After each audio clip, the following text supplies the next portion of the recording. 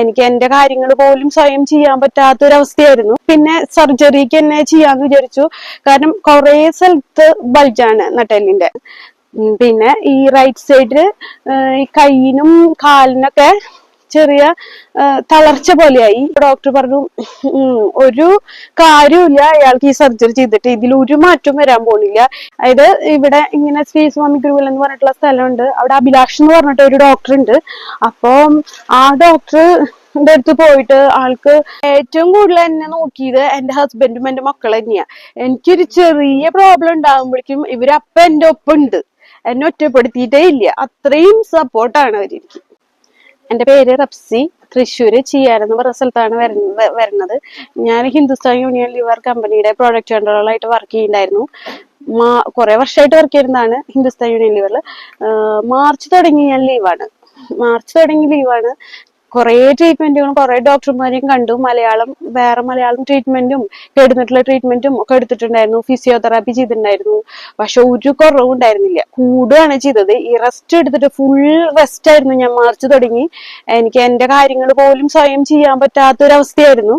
തന്നെ ഇരിക്കണമെങ്കിൽ പോലും ആരുടെങ്കിലും ഒരു സപ്പോർട്ട് വേണമായിരുന്നു. ഫുള്ള് ബെഡിലായിരുന്നു.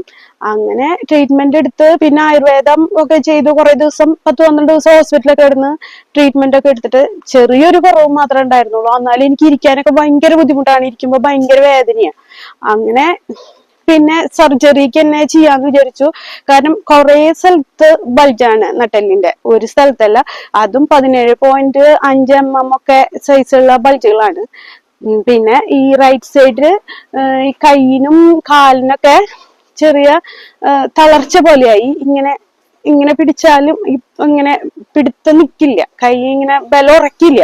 പിന്നെ നടക്കുമ്പോഴൊക്കെ ഞാൻ ഇങ്ങനെ വീഴാൻ പോവായിരുന്നു, ഇടയ്ക്ക് ഇങ്ങനെ തെറ്റി ഇങ്ങനെ വീഴാൻ പോവായിരുന്നു. പിന്നെ സ്റ്റെപ്പ് കയറുക അതൊന്നും എനിക്ക് ഒട്ടും പറ്റില്ലായിരുന്നു. ഒക്കെ തന്നെ ഒരാളുടെ സപ്പോർട്ട് വേണമായിരുന്നു. അങ്ങനെ എന്നിട്ട് പിന്നെ സർജറി ചെയ്യാന്ന് പറഞ്ഞിട്ട് ഓരോ ഡോക്ടർമാരെയൊക്കെ കണ്ടു. പോയി അവിടെ ചെന്ന് നോക്കിയപ്പോ ഡോക്ടർ പറഞ്ഞു ഒരു കാര്യമില്ല, അയാൾക്ക് ഈ സർജറി ചെയ്തിട്ട് ഇതിൽ ഒരു മാറ്റവും വരാൻ പോണില്ല, ജീവിതകാലം മുഴുവൻ ഈ വേദന സഹിക്കേണ്ടി വരും എന്ന് പറഞ്ഞു.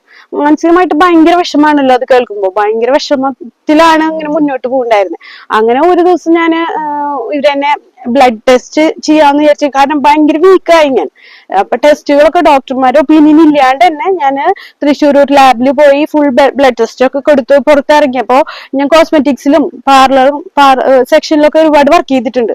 അപ്പൊ അതിലൊരു കമ്പനിയുടെ സൂപ്പർവൈസർ ഉണ്ട്, മിനി എന്ന് പറഞ്ഞിട്ടുള്ളത്, റെവ്ലോൺ എന്ന് പറഞ്ഞ ബ്രാൻഡ്. അന്ന് ഞങ്ങൾ ചായ കുടിക്കാനായിട്ട് ഒരു ടീ ഷോപ്പിൽ കയറിയപ്പോ ആ മാഡത്തിനെ അവിടെ വെച്ച് കണ്ടപ്പോഴാണ് ഈ സ്ഥലത്തിനെ കുറിച്ച് ഞങ്ങളോട് പറഞ്ഞത്. അതായത് ഇവിടെ ഇങ്ങനെ ശ്രീ സ്വാമി ഗുരുകുലം എന്ന് പറഞ്ഞിട്ടുള്ള സ്ഥലമുണ്ട്. അവിടെ അഭിലാഷ് എന്ന് പറഞ്ഞിട്ട് ഒരു ഡോക്ടർ ഉണ്ട്.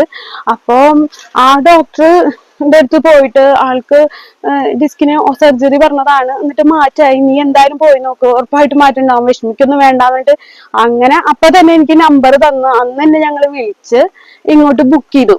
അപ്പൊ ബുക്ക് ചെയ്ത് കഴിഞ്ഞപ്പോ എന്റെ അനിയത്തിക്കും സിസ്റ്ററാണ്, ആൾക്കും ഡിസ്കിന് പ്രോബ്ലം ആയിട്ട് ബുദ്ധിമുട്ടുണ്ട്. ആൾക്ക് 5 ഡിസ്കിനെ പ്രോബ്ലം ഉള്ളു. അങ്ങനെ ആയിട്ട് ഞങ്ങള് ധൈര്യമായിട്ട് അവളും സിസ്റ്റർമാർ അവിടുന്ന്, അവള് ശരിക്കും എനിക്ക് കൂട്ടിട്ട് വന്നതാണ് ഡോക്ടറെ അടുത്തേക്ക് വന്നപ്പോ. അവള് ഇവിടെ കാണിച്ചു, എന്നെയും കാണിച്ചു. എനിക്ക് ഭയങ്കര മാറ്റായി. ഞാൻ ഇപ്പൊ 2 ദിവസം മുന്നേ ലോങ് ഒരു യാത്ര പോയിണ്ടായിരുന്നു, മൈസൂർ വരെ. അവിടെ പോയി ഞാൻ ഇവിടുന്ന് അങ്ങോട്ട് ബസ്സിലാണ് പോയത്. എനിക്ക് ഓൾറെഡി ബസ് യാത്ര ഒട്ടും ഇഷ്ടമില്ലാത്തതാ. അങ്ങനെ പോയി എനിക്ക് വലിയ കുഴപ്പമൊന്നും ഇല്ലാണ്ട് യാത്ര പോയി. ചെറുതായിട്ട് ബാക്ക് പെയിൻ ഒക്കെ ഉണ്ട്, അത് ഉണ്ടാവുമല്ലോ യാത്ര ചെയ്യുമ്പോ, അതിന്റെ ഒരു ഇതല്ലാണ്ട് വലിയ കുഴപ്പങ്ങളില്ല. പിന്നെ ഞാൻ സ്റ്റെപ്പ് ഒന്നും ഒട്ടും കയറാറില്ല, മുകളിലേക്കൊന്നും വീട്ടിൽ കയറാറേ ഇല്ല. അങ്ങനെ കുറച്ച് ഇപ്പൊ 2 മാസമായിട്ട് ചെറുതായിട്ട് വീട്ടിൽ സ്റ്റെപ്പ് വല്ലപ്പോഴൊക്കെ ഒന്ന് കയറി ഇറങ്ങി അങ്ങനെ വരുമായിരുന്നു.